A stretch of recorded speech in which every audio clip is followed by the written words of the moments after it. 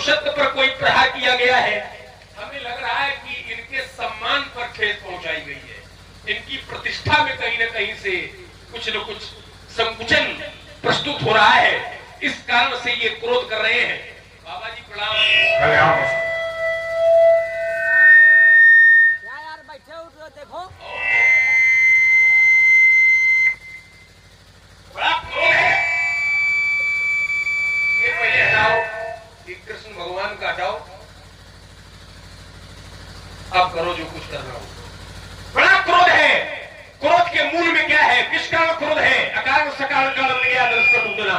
एक बात मैं महामुनि बताऊं आपको, अगर एक धनुष टूटने पर इतना बड़ा क्रोध आ रहा है तो फिर बहुत धनुही तोड़ी कब लड़काई बाल काल में हमने बहुत सी धनुइयां तोड़ी थी, और जब बहुत तोड़ी थी तब कबू न असरिस की गोसाई। ऐसा क्रोध आपके द्वारा नहीं किया गया, ऐसा विरोध आपके द्वारा नहीं किया गया।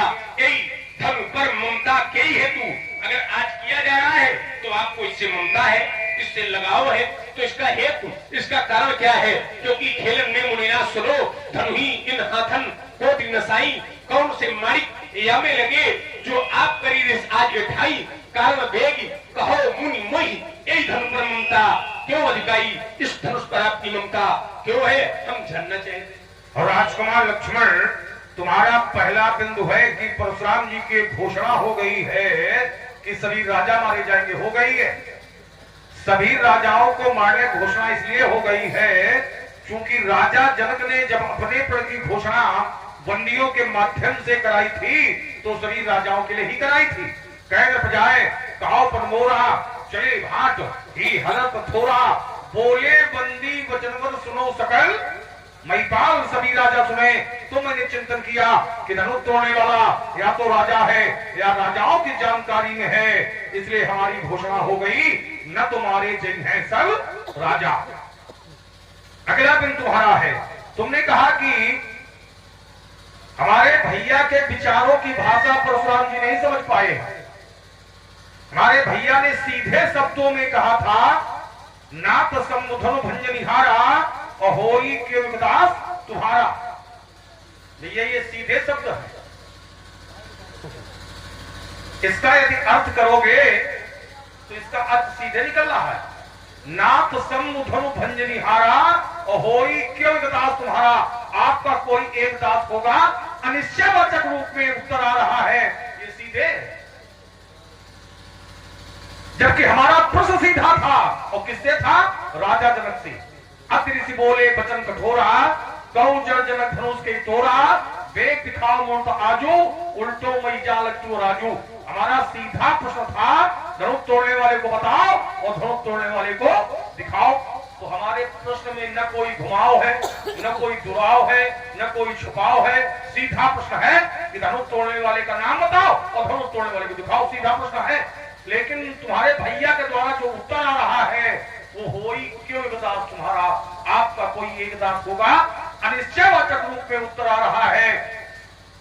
यदि निश्चयवाचक रूप में उत्तर होता तुम्हारी बात हम स्वीकार कर लेते। आइए अगला बिंदु है, तुमने कहा कि लड़ाई हमारी समझ में प्रतिष्ठा की है, सम्मान की है।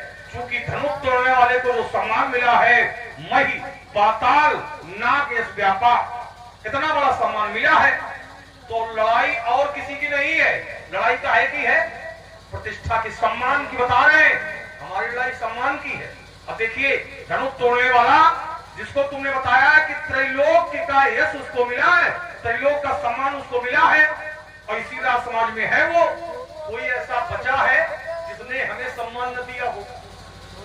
कोई एक ऐसा बताइएगा जिसने हमको सम्मान न दिया हो? देखिएगा, अब सम्मान की श्रृंखला में प्रस्तुत कर रहा हूं।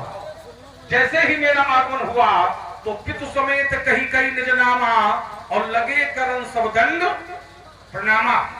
जनक बहोरी आय सिरनावा, सी बुलाए प्रणाम करावा। अब सीता, क्या राज समाज में कोई ऐसा व्यक्ति है जिसको सीता ने प्रणाम किया हो?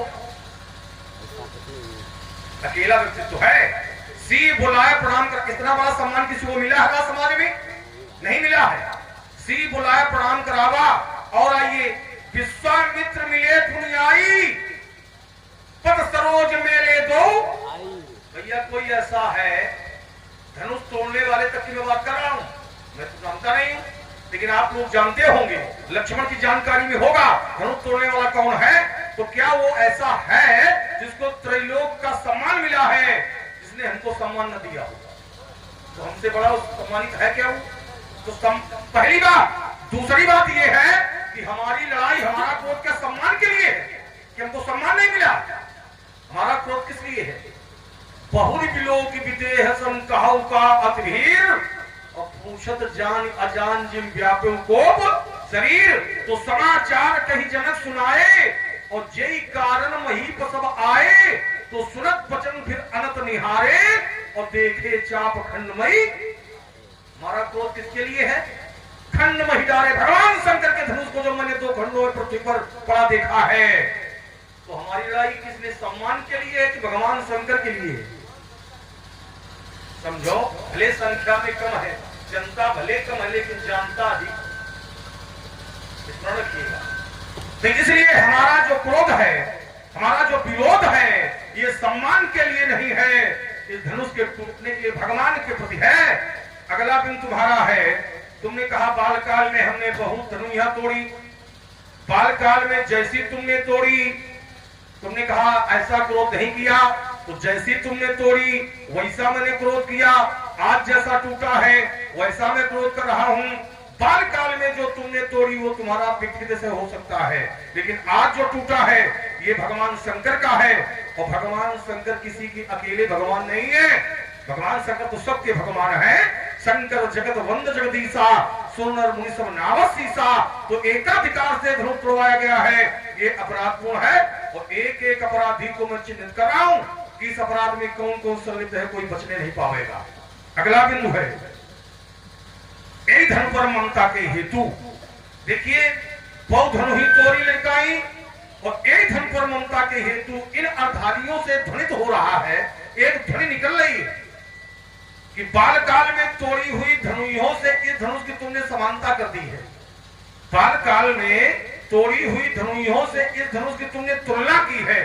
जो तुम्हारी तुलना है ये शाब्दिक तो सिद्ध हो रही है, लेकिन इसको स्वीकार नहीं किया कि दोनों समान हैं।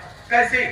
जैसे बालकाल में जब तुमने बहु तोड़ी तो तुमने किसी एक व्यक्ति को ही सावधान नहीं किया, सजग नहीं किया, लेकिन तोड़ने वाला जैसे एक को तोड़ने चला होगा तो तुमने एक नहीं अनेकों को सावधान किया होगा। कैसे? दिस कुंजरो कमठ ऐकोला, धरो धर्म धरधीर न डोला। इससे सिद्ध होता है कि बालकाल में तोड़ी हुई धनुइयां और आज का टूटा हुआ धनुष इस शाब्दिक प्रयोग में तो समान लग रहे हैं, लेकिन स्वीकार तुमने स्वयं नहीं किया है। अगला बिंदु है, एक धनु पर ममता के हेतु। एक धनु पर ममता का हेतु क्या है? तो ये सभी जानते हैं कि ये धनु भगवान शंकर का है। भगवान शंकर हमारे भगवान है। तो जो ममता का हेतु है, जो ममता का कारण है, वो ये है बालक काल में बोलत तो संहार, ये धनु ही शम धन सकल संसार। चलिए महाराज, बहुत सुंदर आपका हमें उत्तर लगा। और आपने कहा कम है, जनता कम है पर जनता ज्यादा है, ठीक लगा हमें। आइए, थोड़ी बातें हमारी आपकी हो रही हैं, उन पर ध्यान केंद्रित किया जाए। आपने पहला मोर्चा खोला, आपने कहा कि अनिश्चयवाचक सर्वनाम का प्रयोग किया गया है। देखिए महाराज, दो परिस्थितियां होती हैं व्यक्ति के सामने, क्योंकि सिक्के का कभी एक पहलू नहीं होता, दो पहलू होते हैं और दो परिस्थितियां होती हैं। कभी कभी व्यक्ति प्रधान होता है, वक्तव्य प्रधान नहीं होता है। हम शास्त्र से जोड़ के भी बात आपको देंगे। कभी कभी व्यक्ति प्रधान होता है,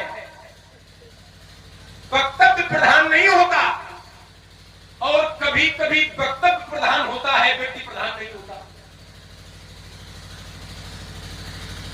थोड़ा सोचिएगा, और हम इसको कैसे घटावेंगे। आप सभी लोग, कम लोग बैठे हैं, जानकार लोग बैठे हैं। जैसे कभी कभी बालक कुछ ऐसी बात करता है जो बड़े बड़े महापुरुष, बड़े बड़े ज्ञानी नहीं सोच पाते हैं, तो वहां व्यक्ति प्रधान नहीं है, वहां वक्तव्य प्रधान हो गया। कभी कभी कुछ गांव के ऐसे लोग होते हैं जिनको बड़ा लोग तिरस्कार में बड़ा नशेबाज है और वो ऐसी बात समाज को बताता है जो समाज जिससे अनभिज्ञ होती है, तो वहां व्यक्ति प्रधान नहीं है, उसका व्यक्तित्व प्रधान हो गया। ध्यान करिए, कभी कभी बड़ी तीखी बात, बड़ी कड़ी हुई बात कोई ऊंचे मंच पर बैठा हुआ महापुरुष बोलता है तो वक्तव्य तो कड़वा है पर व्यक्ति प्रधान है, इसलिए उसकी बात को अनुसरण चिंतन करो।